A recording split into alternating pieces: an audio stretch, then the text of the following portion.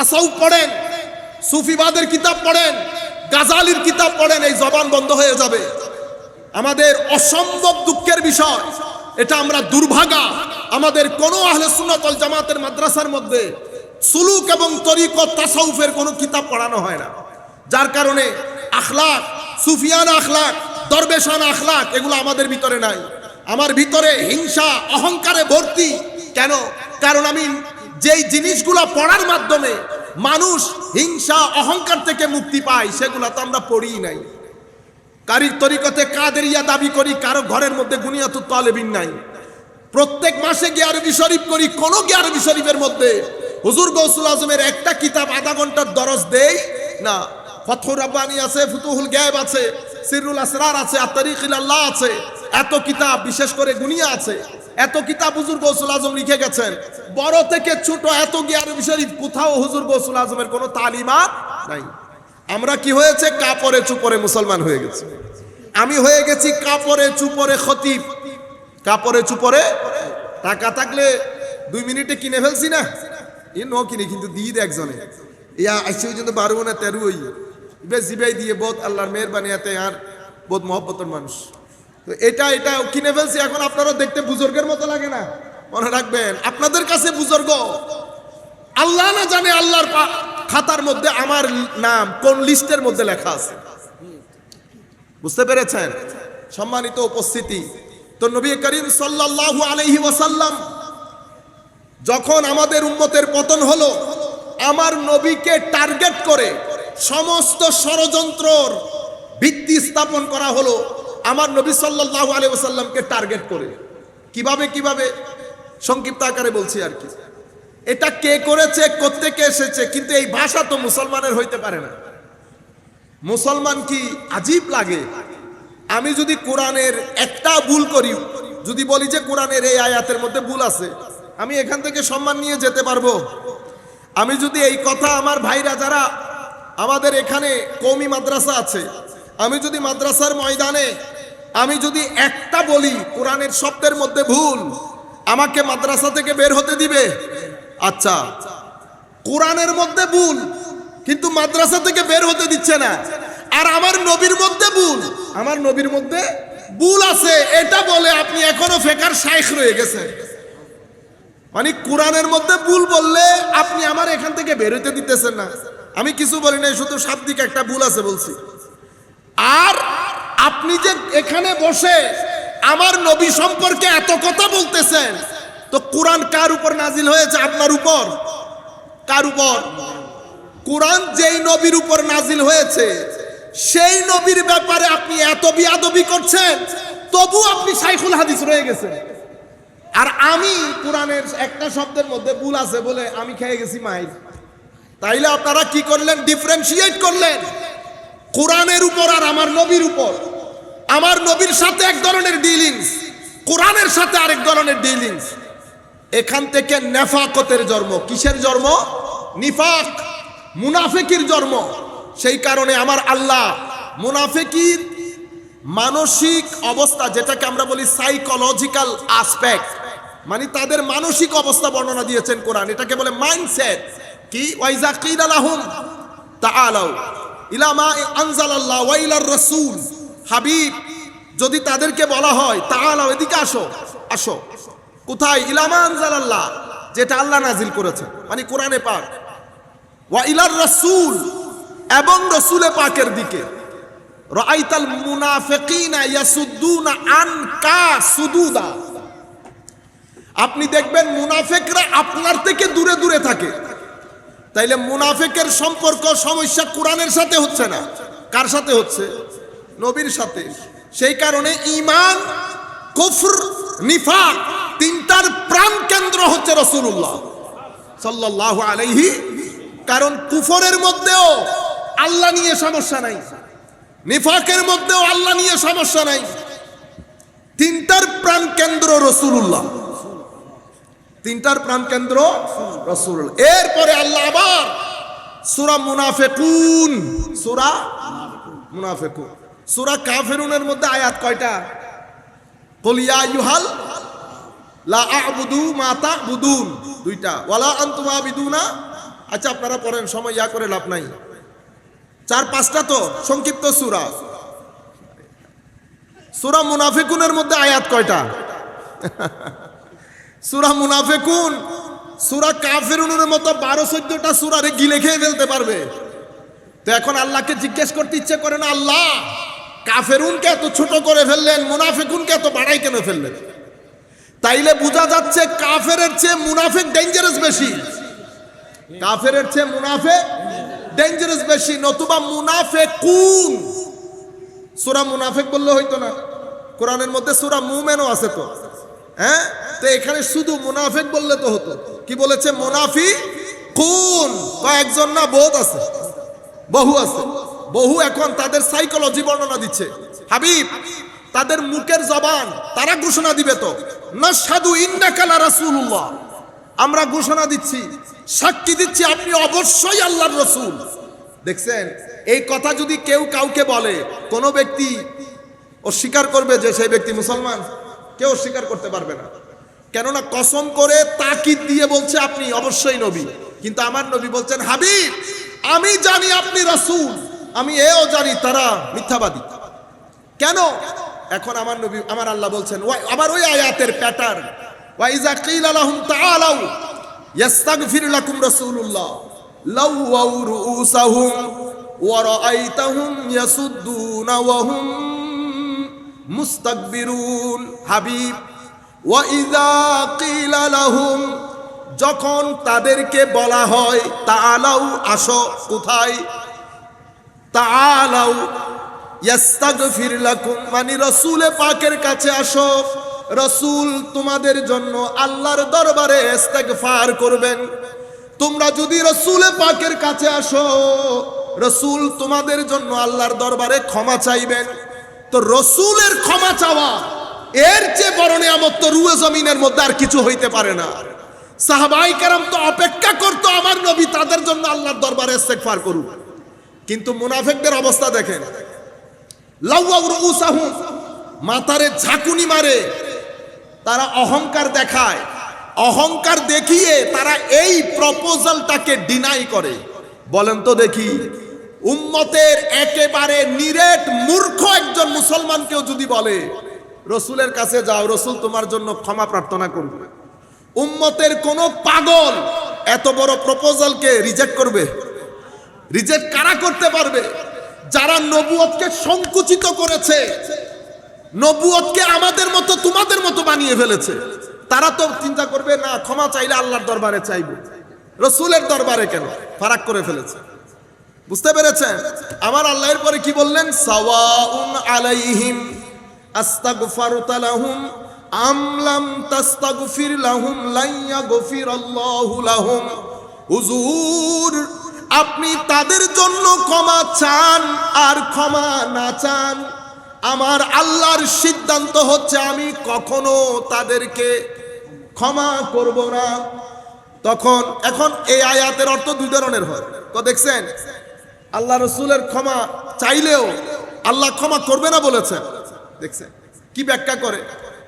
আমরা বলতেছি বেটা, আমার নবীকে আল্লাহ বলতেছেন, হাবিব শানের সালতে বিয়াদবি হয়েছে, আপনি যদি তাদের জন্য ক্ষমা চানও আমি তাদের জন্য কোনো ক্ষমা রাখি নাই, আমি তাদেরকে ক্ষমা করব না।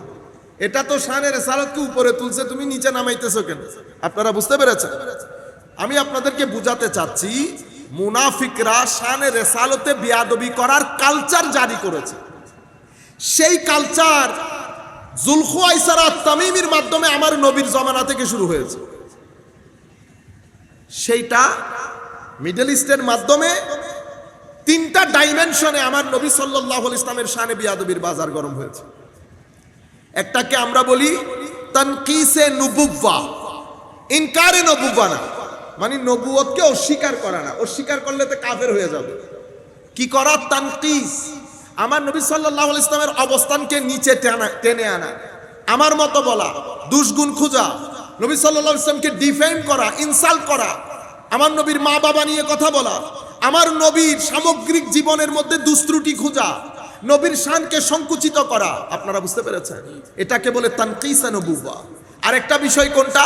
আরেকটা হচ্ছে ইনকারে সুন্নাহ। আমার নবী সহি হাদিসের নামে তো পরবর্তী এসেছে। এখানে একদল আছে তারা নিজেদেরকে আহলুল কুরআন বলে। কেন? কারণ তারা সুন্নতে রাসূলকে মানে না। তাদের দৃষ্টিতে রাসূলে পাকের হাদিস কয়শো বছর পরে এসেছে, 300 বছর। সেই কারণে আমরা শুধু কোরআন মানি, হাদিস মানি না। আপনারা যদি হাদিস না মানেন, আমার সাথে বেশ কিছুদিন আগে আমি বলেছি ভাই অনলাইনের মধ্যে পাগল করে ফেলতেছে, ডিবেট করবে। আমি বলছি পাগল ছাগলের লোকে ডিবেট করি না, এমনিতে ডায়ালগ করেন, তবে আপনি অবশ্যই স্কলার হতে হবে। স্কলার না হলে, শরীয়তের হুদুদ না জানলে জীবনে বাংলাদেশ আসেন নাই। আপনি মানুষের কাছ থেকে শুনছেন এখানে খরা, এখানে ঝড় বৃষ্টি, এখানে বন্যা, তো আমি আপনাকে বাংলাদেশ বুঝাইতে পারবো? আবে বাংলাদেশ দেখেন, আসেন, বুঝেন, পড়েন, অতঃপর কথা বলি। কোনা হাদিস এটা 300 বছর পরে। তা বললাম যদি আপনি হাদিস 300-400 বাদ দেন, এত কিছু বুঝি না।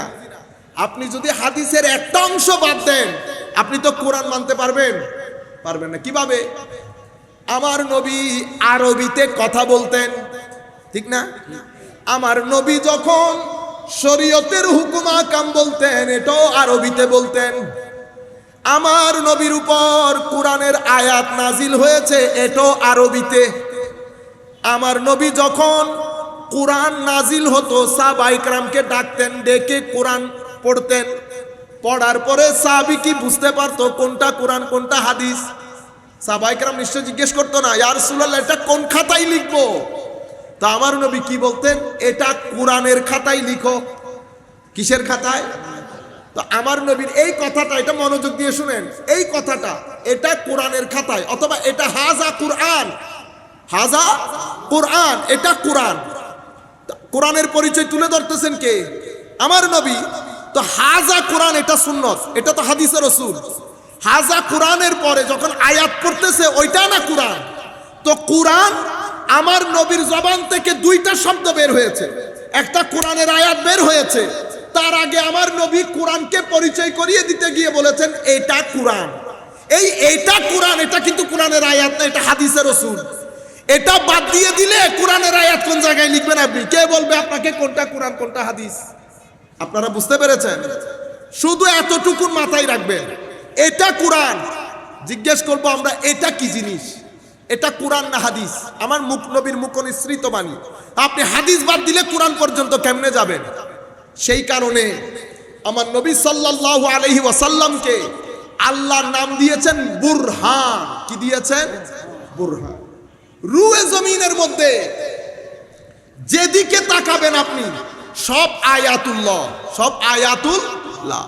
সেই কারণে নবমণ্ডল ভূমণ্ডলের মধ্যে আমার আল্লাহ সূরা ফাতিহার মধ্যে কি বলেছে দেখেন, আলহামদুলিল্লাহি রাব্বিল আলামিন আর রহমানির রহিম মালিকি ইয়াউমিদ্দিন।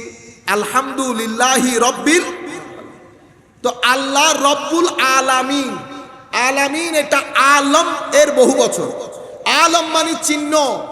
তো মাওলা আলামিনকে আলম কেন বলে? কারণ এই আলমের অণু পরমাণু ধূলিকণা সবকিছু আল্লাহর অস্তিত্বের উপর স্পষ্ট দলিল বহন করে। যেদিকে তাকাবেন আপনি আল্লাহর আয়াত দেখবেন। আল্লাহর আয়াত দুই ধরনের। কয় ধরনের? একটাকে আমরা বলি আয়াতে মনজুর, একটাকে আমরা বলি আয়াতে মানতুক। মনজুর যেটা নজরে আসে। কি কি নজরে আসে? দিন রাতের পরিবর্তন, চন্দ্র সূর্য গ্রহ নক্ষত্র আকাশ বাতাস অক্সিজেন সমুদ্র, সবকিছু আয়াতে ইলাহি, সবকিছু আয়াতে। আপনার শরীরের মধ্যে হৃৎপিণ্ড হার্ট চোখ কান সব আয়াতে ইলাহি। পবিত্র কোরআনের মধ্যে আল্লাহ আয়াতের এক বিশাল লিস্ট দিয়েছেন। আপনার স্ত্রী আয়াত ইলাহি, আপনার সন্তান আয়াত ইলাহি, সন্তানের প্রতি আপনার নিখাত ভালোবাসা আয়াত ইলাহি, একজন মা তার সন্তানের প্রতি যে ভালোবাসা ধারণ করে আয়াত ইলাহি। কোনটাকে আমার আল্লাহ বুরহান বলে নাই। কি বলে নাই? বুরহান। তা আমার আল্লাহ বলছেন এই সব আয়াত ইলাহি মঞ্জুর। এরপরে যে আয়াত পড়া যায় সেটা কোরআনের মধ্যে রেখেছেন আয়াত, এটাকে বলে আয়াতে মানতুক। এটা আপনি পড়ছেন সব আয়াত, এক আয়াত দুই আয়াত তিন আয়াত। মাওলা এটা কেন আয়াত? এটার প্রত্যেকটা আয়াত, প্রত্যেকটা শব্দ, প্রত্যেকটা অক্ষর, প্রত্যেকটা নুক্তা আমার আল্লাহর অস্তিত্ব কামালিয়তের উপরে স্পষ্ট দলিল বহন করে। আপনারা বুঝতে পেরেছেন? মাওলা এগুলা কি বুরহান? এটাও বুরহান না। বুরহান কাকে বলে? বুরহান হচ্ছে এমন একটা দলিল যেই দলিলের পরে আর কোনো দলিলের দরকার হয় না। যেই দলিল মানলে আপনি মুমিন, না মানলে আপনি কাফের, মানলে জান্নাতি, না মানলে আবদি জাহান্নামী, আবদি জাহান্নামী। সমুদ্র যদি অস্বীকার করেন কোনো অসুবিধা আছে? পাহাড় অস্বীকার করলে কোনো অসুবিধা আছে? আয়াত ইলাহি, এগুলা নিদর্শন এভাবে আল্লাহ সাজিয়েছেন। কিন্তু আল্লাহর সমগ্র সৃষ্টির মধ্যে আল্লাহ আউকাদুল আদিল্লা, সবচেয়ে কঠিন শক্তিশালী দলিল, যাকে বানিয়েছেন এবং যাকে পাঠিয়েছেন সেটা আমার আর আপনার নবী মুহাম্মদুর রাসূলুল্লাহ সাল্লাল্লাহু আলাইহি ওয়াসাল্লাম। কদ জাআকুম বুরহানুম মির রাব্বিকুম। আমার নবী, নবীর জীবনের প্রত্যেকটা দিন সময় আল্লাহর অস্তিত্বের জন্য বুরহান, আল্লাহর অস্তিত্বের জন্য বুরহান। শুধু ওই 23 বছর না, আমার নবী হযরতে মা মেনার ঘরে আসার পর থেকে শিশু, অতঃপর যুবক, অতঃপর পরবর্তী সময়কাল, কখনো ঘরে, কখনো বন্ধুদের সাথে খেলছে, কখনো ব্যবসায়িক ট্রিপের মধ্যে দেশের বাইরে গেছে, কখনো ব্যবসা করছে, কখনো মানুষের সাথে কথা বলছে, কখনো স্ত্রী হিসেবে কাউকে গ্রহণ করেছে, সংসার করেছে। আমার নবী 63 বছরের জীবনের প্রত্যেকটা দিন, প্রত্যেকটা মিনিট, প্রত্যেকটা ক্ষণকে আল্লাহ রাব্বুল আলামিন বুরহান বানিয়েছেন আল্লাহর জন্য। কি বানিয়েছেন? একটা ক্ষণ যদি আরবের কাফের মুশরিক পাইতো যেটা কমপ্লেইন করার মতো, তারা আমার নবীর নবুয়ত মানতো? তারা তো 2 সেকেন্ড পর পর দেখাইতো, তুমি না ওই দিন ওই কাজ করেছো, তোমাকে চিনি। কিন্তু আমার নবীর ব্যাপারে আমার নবীর সবচেয়ে বড় শত্রু তখন, পর ইসলাম কবুল করেছে, হযরত আবু সুফিয়ান রাদিয়াল্লাহু আনহু ওয়া আরদা। উনি নাজ্জাশীর দরবারে যখন গেছেন, নাজ্জাশী জিজ্ঞেস করছে, সুফিয়ান সব কথা রাখো, তুমি এতটুকুন বলো উনি ব্যক্তি হিসেবে কেমন? তখন সুফিয়ান বলতেছেন রাদিয়াল্লাহু আনহু, ও দেখেন আমাদের সাথে বিভিন্ন বিষয়ে মতপার্থক্য আছে, উনি আমাদের পূর্বপুরুষের ধর্ম নিয়ে টান দিয়েছে, এটা আপন জায়গায়। যদি আপনি ওনার ব্যক্তিত্ব সম্পর্কে জিজ্ঞেস করেন তো আমি বলবো ওনার মতো মানুষ আবু সুফিয়ান তার চোখে কখনো দেখে নাই। আবু সুফিয়ান কখনো তার চোখে দেখে নাই। এমন ব্যক্তি কে? নবী করিম সাল্লাল্লাহু আলাইহি ওয়াসাল্লাম। যেহেতু আমার নবী বুরহান, সেই হেতু আমার নবীকে আল্লাহ যখন সূরাতুত তাওহীদের মধ্যে, সূরা ইখলাসের মধ্যে তাওহীদের বর্ণনা দিচ্ছেন, আমার নবীকে দিয়েই আল্লাহ তাওহীদের সূরা শুরু করেছে। কি বলেছে? কুল হুয়াল্লাহু আহাদ। আমার নবী হচ্ছেন কুল, হাবিব আপনি বলেন। কেন বলতে হবে? বলতে হবে এই কারণে, আমি হচ্ছি হুয়া। আমি কি? হুয়া। হুয়াকে, যাকে আপনারা, আমি যদি জিজ্ঞেস করি, আপনার সাথে কথা বলি, তো আমি আপনাকে বলবো আপনি, তুমি। কিন্তু আপনার ছেলে বা ভাই যেটা এখানে আসে নাই, ওনার সাথে যখন কথা বলবো ওনার ব্যাপারে, তো আমি কি বলবো? তুমি বা আপনি। তখন কি বলবো? তিনি, সে। কেন? কারণ তিনি এখানে নাই, অনুপস্থিত। তো যিনি অনুপস্থিত তাকে দেখা যায় না, তার কথা শোনা যায় না, ছোঁয়া যায় না।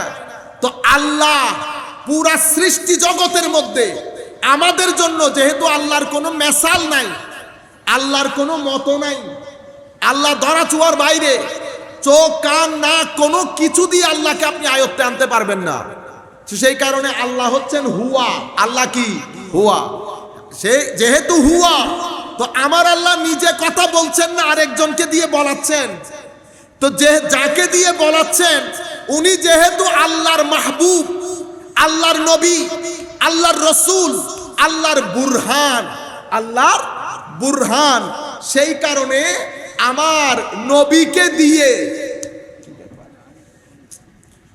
সালাতুন ইয়া রাসূলাল্লাহ আলাইকুম সালামুন ইয়া হাবিবাল্লাহ আলাইকুম। সম্মানিত উপস্থিতি, আমরা তো এখন শেষ করব, তবে আপনাদেরকে একটু রিকোয়েস্ট করি, ওলামায়ে কেরাম যখন তাকরীর করবেন আপনারা অনেক বেশি উঠানামা যদি করেন শ্রোতারা ওদিকে তাকিয়ে থাকে, এটা মাইন্ডসেটে অনেক ডিস্টারবেন্স হয়। সুতরাং আপনারা উঠা নামা অনেক বেশি কথাবার্তা বলা এগুলো বন্ধ করলে ভালো হয়। বলতে চাচ্ছিলাম, তাইলে কয়টা জিনিস পেলেন উনি বুরহান হিসেবে সূরা ইখলাসের শুরুতে আল্লাহ আনছেন। তো সূরা ইখলাসের শুরুতে আল্লাহ রেসালত দিয়ে শুরু করলেন, আপনি এখন নারায়ে তাকবীর বলে রেসালত বলেন না। আল্লাহ সূরা তাওহীদের মধ্যে রেসালত দিয়ে শুরু করেছেন, আপনি মাহফিলের মধ্যে লিল্লাহি তাকবীর আল্লাহু আকবার করে কই। কালমার মধ্যে রাসূল, সূরা ইখলাসের মধ্যে রাসূল, সূরা ফাতিহার মধ্যে রাসূল নাই? আছে? আসেন দেখাই কেমনে আছে। সূরা ফাতিহা এটা কোরআনের আয়াত, ঠিক না? কোরআন হচ্ছে আয়াতে মন্তুক। আয়াতে মন্তুক মানে যেটা পড়া যায়। তো যেটা পড়া যায় সেটার শুরু আলহামদুলিল্লাহ। এখন আমার নবীকে জিজ্ঞেস করতেছেন, ইয়া রাসূলুল্লাহ, আয়াতে মন্তুক তো আলহামদুলিল্লাহ দিয়ে শুরু হয়েছে, আয়াতে মনজুর যা আল্লাহ সৃষ্টি করেছেন আল্লাহর দলিল হিসেবে, হুজুর দলিল হিসেবে যত জিনিস সৃষ্টি করেছে সবচেয়ে প্রথমে আল্লাহ কাকে সৃষ্টি করেছে? মন্তুক তো সূরা ফাতিহা এসে গেছে, হুজুর পৃথিবী নবমণ্ডল ভূমণ্ডলের সূরা ফাতিহাকে আমার নবী বলছেন আল্লাহ সর্বপ্রথম তোমার নবীকে সৃষ্টি করেছে। তাহলে মন্তুক কি দিয়ে? সূরা ফাতিহা দিয়ে। মনজুর কি দিয়ে? হুজুরকে দিয়ে। তো আল্লাহ মন্তুকের মধ্যে পরে বলছেন রব্বুল আলামিন, মনজুরের মধ্যে হুজুরকে বলছে রহমাতুল লিল আলামিন। আপনারা বুঝতে পেরেছেন? তো এই জিনিসটা যেটা আপনাদেরকে বুঝাইতে চাচ্ছি, একটা পয়েন্ট আপনারা বুঝেন, তানকিসে নবুওয়ার একটা বড় বড় কঠিন বিপদ আমাদের সম্মুখে, সবাই মিলে একসাথে করছে এটা।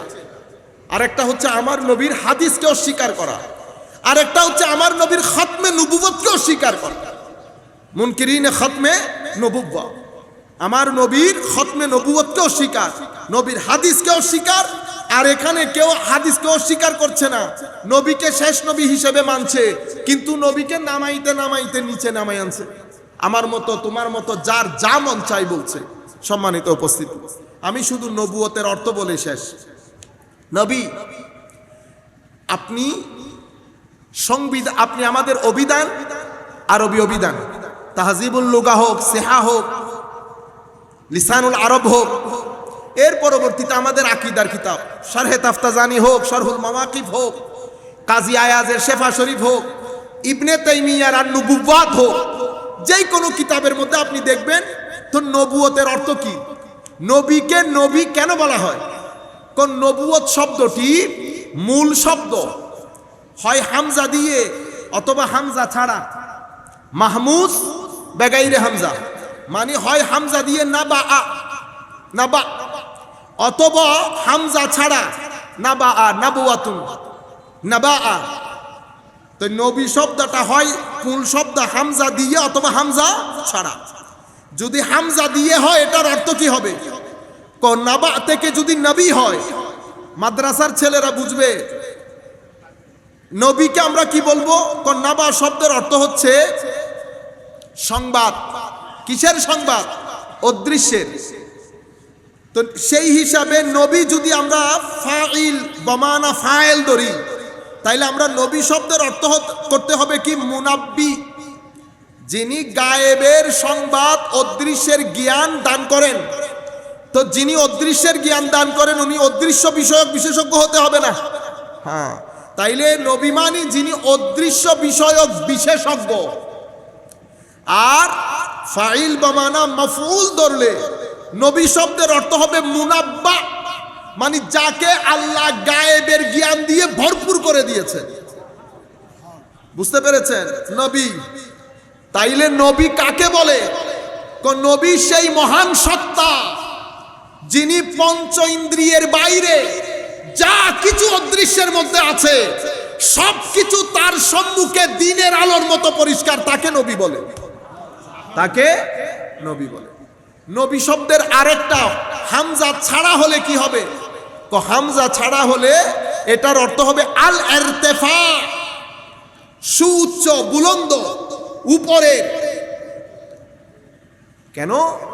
সেই হিসাবে নবী মানে মাকান আল মুরতাফা, যেটা সুউচ্চ মাকান, দূর দরাজ থেকে মানুষ যেই জায়গা দেখে নিজের ডাইরেকশন ঠিক করতে পারে। তো নবীকে নবী কেন বলা হয়? নবীকে নবী বলা হয় এই শব্দের অর্থের দিক থেকে নবী ইন্নাহু শুররিফা, কারণ কুল কায়নাতের মধ্যে নবীর অবস্থান সবার উপরে, সেই কারণে নবীকে নবী বলা হয়, সেই কারণে নবীকে নবী বলা হয়। তাইলে নবী শব্দের মধ্যে একটা হচ্ছে মাকাম, উপরের মাকাম। সেই কারণে আমার আল্লাহ নবী শব্দের এই অর্থকে সামনে রেখে কোরআনে কি বলেছে? ওয়ারাফা'না লাকা যিকরাক, আপনার জিকিরকে, সম্মানকে আমি অনেক বুলন্দ করেছি। আপনি কেমনে এটার তাফসীর করবেন বলেন তো? আপনি আপনার মতো করেই তো করবেন যে আল্লাহর নবী, আল্লাহর সাথে আল্লাহর নবীর নাম আল্লাহ জুড়ে দিয়েছেন, বাস আর কিছু বলতে পারতেছেন। কিন্তু আমার আল্লাহ তো বলেছেন ওয়ারাফা'না লাকা যিকরাক, আমি আপনার ওয়াজ তাকরীর, আপনার শান শৌকত, আপনার ফজিলত মার্তাবা আমি অনেক বুলন্দ করেছি। এখন আল্লাহ যখন বলছেন ওয়ারাফা'না, আমি বুলন্দ করেছি, আমার আল্লাহর তো কোনো মেসাল নাই, কোনো উপর নাই, নিচ নাই, ডান নাই, বাম নাই। আল্লাহর জন্য কোনো রবিবার সোমবার নাই, কোনো মাঠ নাই, জায়গা নাই। আমার আল্লাহ তো কোনো দিক থেকে কারো মতো না। তো মাওলা আল্লাহ যখন বলবেন আমি বুলন্দ করেছি, আমাকে বুঝতে হবে সেই বুলন্দির কোনো সীমা পরিসীমা নাই, কারণ আমার আল্লাহরও কোনো সীমা পরিসীমা। আপনারা আমার কথা বুঝতেছেন? সম্মানিত উপস্থিতি, এই আন্দাজে আল্লাহর নবী সাল্লাল্লাহু আলাইহি ওয়াসাল্লামকে আল্লাহ বুলন্দ মর্তবা দান করেছেন। আর নবী, আমি যেটা বলেছি গায়েবের কথা, আপনি পবিত্র কোরআনের মধ্যে দুই ধরনের আয়াত পাবেন। বেশিরভাগ আয়াতের মধ্যে বলা হয়েছে আমি নবীদেরকে গায়েবের জ্ঞান দান করি, কারণ গায়েবের জ্ঞান দান করা ছাড়া তো নবী হতে পারবে না। নবী শব্দের অর্থই তো গায়েবের খবর দেনেওয়ালা। আপনারা বুঝতে পেরেছেন? কিছু জায়গার মধ্যে আল্লাহ বলেছেন গায়েব আল্লাহ বাদে কেউ জানে না। আপনি মিট উইথ কেমনে করবেন? মনে রাখবেন, আপনি যদি এমনিতে দেখেন সত্তাগতভাবে গায়েবের জ্ঞান আল্লাহ ছাড়া কারো কাছে থাকার কথাও না, কিন্তু আল্লাহ সেই জ্ঞান নবীদের মধ্যেও বন্টন করেছেন, এবং নবীর শান অনুযায়ী, নবীর ওসিলায় আল্লাহ আল্লাহর নবীর উম্মতদের মধ্যে বন্টন করেছেন। এটা একটা জ্ঞান, খাস জ্ঞান। এই জ্ঞান আমরা কখন এটাকে পরবর্তী যুগে যখন নবী ছাড়া অন্যান্যদের কাছে এই জ্ঞান আসে, আমরা তখন এটাকে কাশফ বলি, এলহাম বলি, এলমেলুদুন্নি বলি। আল্লাহ রাব্বুল আলামিন আমাদের হামি ও নাসির হোক। মওলাই করিম আমাদেরকে কবুল করুক। আপনাদের কাছে শুধু আমার বিনয়ের সাথে অনুরোধ, আপনারা অনেক বেশি রিয়ালিস্টিক হওয়ার চেষ্টা করবেন। আপনারা আগের মতো ভাগদৌড় কাজের ক্ষেত্রে কোনো কম্প্রিহেন্সিভনেস নাই। আপনাদেরকে আল্লাহ ব্রেইন দিয়েছেন, ব্রেইন ইউজ করেন। সব জায়গায় ঠিক বলে চিল্লানি দিয়েন না আল্লাহর ওয়াস্তে, এটা আপনার দায়িত্ব না, আপনার কাজ না। আপনারা বুঝতে পেরেছেন? এগুলা আমাদের, আপনি এখানে আসবেন, এটা শিখবেন, সবকিছু নোট করেন কে কি বলছে না বলছে। এখানে আল্লাহ সওয়াব দান করবেন, ছাত্র হিসেবেও আল্লাহ কবুল করবেন, ছাত্র হিসেবেও কবুল করবেন। আপনারা মিশনটা বোঝার চেষ্টা করেন, আপনার মিশন কি, সেই মিশনের জন্য আমি কতটুকুন প্রস্তুত, আমার মূলনীতি কি, আমি কি চাচ্ছি, আমার সাথে সমাজের অন্যান্য মিশনের মধ্যে পার্থক্য কি কি, সেই পার্থক্যগুলো আমি ডিল করব কি করে, আমার সামনে চ্যালেঞ্জগুলো কি কি, সেই চ্যালেঞ্জগুলো একটা একটা করে আমি অ্যানালাইসিস করব। কেউ যদি কোনো সাংবাদিক আপনাকে এসে জিজ্ঞেস করে, বলেন দেখি আপনি ইসলামী আন্দোলন করেন? জি করি। বলেন দেখি ইসলামী আন্দোলন আপনাকে যদি আজকে প্রাইম মিনিস্টার করে দেই, আপনি কি কি পরিবর্তন আনবেন? আপনার ইসলামী আন্দোলনের সাথে আধুনিক আন্দোলনের মধ্যে পার্থক্যটা কোন জায়গায়? আমরা বলতে পারবো না মোস্টলি। এগুলো আমাদেরকে শিখতে হবে, জানতে হবে আমি কে, আমার মূলনীতি কি, আমার সংবিধান কি, আমি কি চাচ্ছি, আমারটা অন্যান্য জিনিসের চেয়ে উত্তম কেন, এগুলো আপনারা শিখবেন, জানবেন। আর এলাকার যারা সাধারণ লোকজন, আমি আপনাদেরকে বিনয়ের সাথে অনুরোধ করব, সুন্নিয়তকে ভালোবাসেন, সুন্নিয়তকে ধারণ করেন, সুন্নিয়তকে আমলি আকারে নিজের জীবনে বাস্তবায়ন করেন। এখান থেকে কথা এখানে শুনলেন, এরে বললেন, ওর থেকে কথা এখানে শুনলেন, এগুলা ছেড়ে দেন আল্লাহর ওয়াস্তে। ফেসবুক কেন্দ্রিক ফিতনা ছড়ানো বন্ধ করে দেন। এগুলা চোখ বন্ধ করলে বুঝতে পারবেন অ্যাকশন কিরকম হবে। আপনি মনে করছেন আপনি অনেক বড় জিহাদের কাজ করে ফেলেছেন, জিহাদের কাজ করেন নাই, আপনিও মারা যাবেন, মানুষ অন্যান্যগুলো মারা যাবে, তখন বোঝা যাবে কে কোন কাজ করেছে। সুতরাং আমি আপনাদেরকে বিনয়ের সাথে অনুরোধ করছি, আলেম ওলামাদেরকে সম্মান করবেন। আহলুস সুন্নাহ ওয়াল জামাআয়ে কেরামের মধ্যে যদি কোনো ভুল বুঝাবুঝি হয়ে থাকে, এটা ওনারা দেখবেন বাপদাদাদের সাথে চাচা চাচাদের সাথে থাকে এরকম, এটা আমরা ছেলে হিসাবে আমাদের দায়িত্ব, আমাদের কাছে সবাই সম্মানের। যেই ব্যক্তি আমার নবীকে প্রেম করে ভালোবাসে, আলে বাইত রাসূলকে ভালোবাসে, সাহাবায়ে কেরামকে তাজিম করে, একেবারে কোনো ধরনের ইফ বাট এগুলা ছাড়া আউলিয়ায়ে কেরামের নিসবতকে সম্মান করে, সেই ব্যক্তি আমার ভাই, সে যেই গ্রুপেই থাকুক না কেন আমার মাথার উপর তার স্থান। এটা আপনারা ধারণ করবেন, এটা বোঝার চেষ্টা করবেন। আমি যেই পীরের মুরিদ হই না কেন, প্রত্যেক পীরের মুরিদ আমার ভাই। আপনি মনে করেন না আপনারটা বহুত বড় কিছু আর একটা ছোট, এখানে কোনো বড় ছোট নাই। আপনার কাছে কি ফিতা টেপ আছে? আপনি কোন ফিতা টেপ দিয়ে মাপটা দিয়ে বুঝলেন আপনারটা বড়? এটা তো কে বড় কে ছোট এটা তো করে বোঝা যাবে। এখন তো এমন অবস্থা হয়েছে, মুরিদ না মিলে পীরের কারামত বর্ণনা করে। প্রত্যেক পীর তার মুরিদদের মধ্যে কারামত প্রডিউসার রাখে। কি প্রডিউসার? কারামত প্রডিউসার। মুরিদ এখন কারামত বলে বলে পীরের ইজ্জত বাড়াইতে চায়। আজীব দুনিয়া আইসা গেছে, হায়াও লাগে না, হায়াও এক ধরনের হয়ে গেছে। এখন তো মাহফিল ইচ্ছেও করে না আসতে। কি একটা আজীব মাহল আমরা তৈরি করেছি। আমরা বলেন তো দেখি, আমরা যারা আহলুস সুন্নাহ আমাদের মিশনের কাজ করি, আমরা কোরআন শরীফ পর্যন্ত পড়া ভুলে গেছি। মসজিদের সাথে আমাদের সম্পর্ক নাই।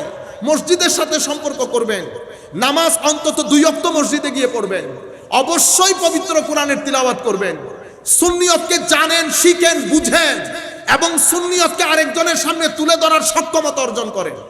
আল্লাহ রাসূলকে আল্লাহ প্রেরণ করেছেন কুল কায়নাতের রহমতের জন্য, ঠিক তো? রহমত হিসেবে। এখন আমার নবী সাল্লাল্লাহু আলাইহি ওয়াসাল্লাম ফুলের জন্য রহমত, এটা আপনি কেমনে এস্টাবলিশ করবেন? আমার নবী বাঁশের জন্য রহমত, আমার নবী পাহাড়ের জন্য রহমত, আমার নবী কুল কায়নাতের অণু পরমাণুর জন্য যেহেতু রহমাতাল লিল আলামিন। তো এখন এটা আপনি কেমনে এস্টাবলিশ করবেন? আল্লাহ রাব্বুল আলামিন সেই জ্ঞান, এটাকে তিবিয়ানুন লিকুল্লি শাই বানিয়েছে। সব কিছুর খোলা বয়ান আল্লাহ কোরআনে পাকের মধ্যে দিয়েছেন। কিন্তু আমাকে তো আল্লাহ খোলা জ্ঞান দেন নাই। আমি হিসেবে কোরআন থেকে পানি গ্রহণ করি। কেমন? সমুদ্রের মধ্যে পানির কোনো কমতি আছে? পুরা সমুদ্র খাইতে পারবেন? 2 গ্লাসের পরে ভিতরে যায় আর যায় না। কেন? আল্লাহ ধারণ ক্ষমতা দিয়েছেন খুব কম, পানির তো কোনো অভাব রাখেন নাই। কোরআনও হচ্ছে মহাসমুদ্র, কেউ 1 গ্লাস পান করে, কেউ 2 গ্লাস পান করে, কেউ 3 গ্লাস পান করার পর আর উঠতে পড়তে পারে না, আর কেউ মজজুব হয়ে যায় 1 গ্লাস খাওয়ার পরে আর কি থাকে না, আর হুঁশ থাকে না। আপনারা বুঝতে পেরেছেন? যাই হোক, নবী করিম সাল্লাল্লাহু আলাইহি ওয়াসাল্লামকে আমাদের উচিত আমরা জানবো পবিত্র কোরআন দিয়ে।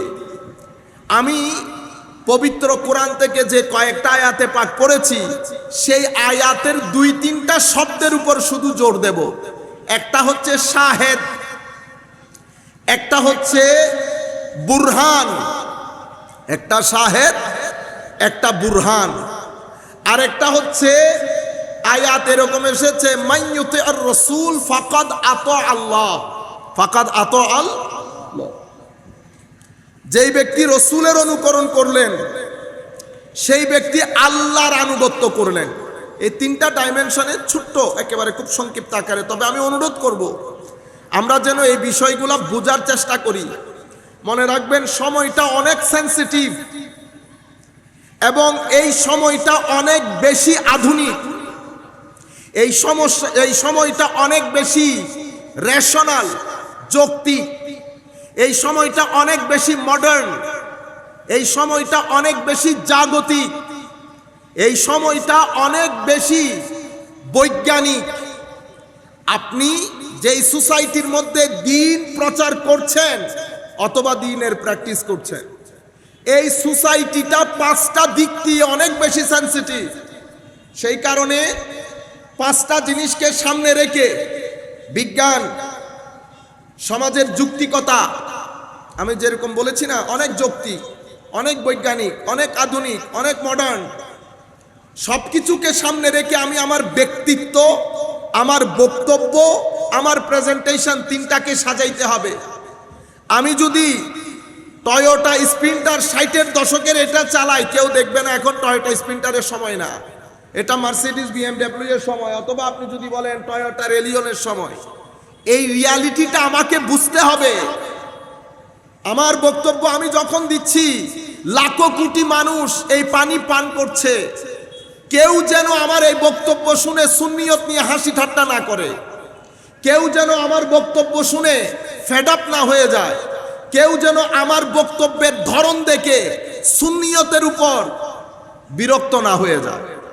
আমরা যেটা করেছি, আমরা আমাদের বক্তব্য দিয়ে, প্রেজেন্টেশন দিয়ে, অদূরদর্শিতা দিয়ে, কাপড় চুপড় দিয়ে, কথাবার্তা দিয়ে আমরা সাধারণ মানুষকে বিরক্ত করে ফেলেছি। কারণ এটা আমি এখন ঘরে বসে কথা বলছি না, আমি সব ধরনের কথা এখানে বলতে পারবো না, আমাকে মেপে মেপে কথা বলতে হবে।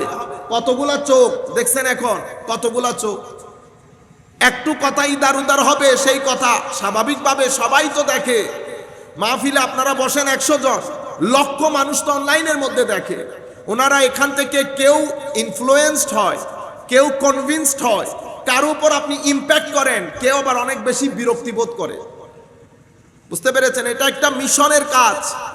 এই মিশন যখন আপনি সামনের দিকে নিয়ে যাবেন, আপনাকে সময় সম্পর্কে পরিপূর্ণ ওয়াকিফাল থাকতে হবে। আমাকে দেখে 10-12 জন মানুষ উঠে গেছে, 10-12 জন মানুষ আমার থেকে সেলফি নিয়েছে, এটার মানে এই না আমি বাংলাদেশ জিতে গেছি। বাংলাদেশে 18 কোটি মানুষ। কয় কোটি মানুষ? 18 কোটি মানুষ। আপনারা এটা এই জিনিসগুলা, যেহেতু আহলুস সুন্নাত ওয়াল জামাত যুব পরিষদের মাধ্যমে আয়োজিত এই প্রোগ্রাম, আমি সেই কারণে চাচ্ছি যে এই জিনিসগুলা যদি আমাদের বুঝে আসে, তা আমরা অনেক কিছু করতে পারবো। আমাদের ধাঁচ পরিবর্তন করতে হবে, সোজা কথা।